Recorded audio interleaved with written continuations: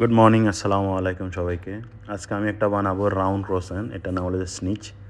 তো এটা ক্রোসেন ডোতে ইউজ করা হয়। এখানে আমি রোল আউট করছি। এটা হলো যে বেসিক্যালি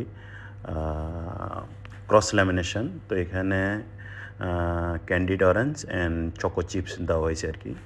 তো এটাকে রোল আউট করা হবে 28 সেন্টিমিটার বাই 8 সেন্টিমিটার। তো এটাকে আমি সুন্দর করে রোল আউট করছি। রোল আউট করার পর এখানে candid orange and choco chips দেওয়া হয়েছে। তো এটাকে সুন্দর করে রোলিং করে এখন এটাকে রাউন্ড মোল্ডে দেওয়া হবে আর কি।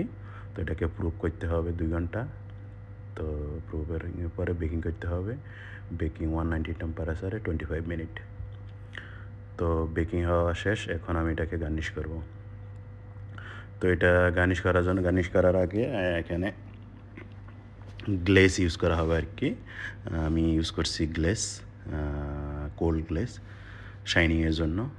তো কোল্ড গ্লেস ফর অ্যাকচুয়ালি শাইনিং। তারপরে এটার ভিতরে আমি এখন ইউজ করব, এটাকে হোল করতে হবে। হোল করার পরে এখানে গার্নিশ দেওয়া হবে, গানাশ, চকলেট গানাশ। তো আমি চকলেট গানাশ ইউজ করছি। তো চকলেট গানাশের পরে আমি একটা বিস্কিট নিছি, সাবলে। তো এটাকে নিচে করার জন্য আর কি, হোল্ড করার জন্য।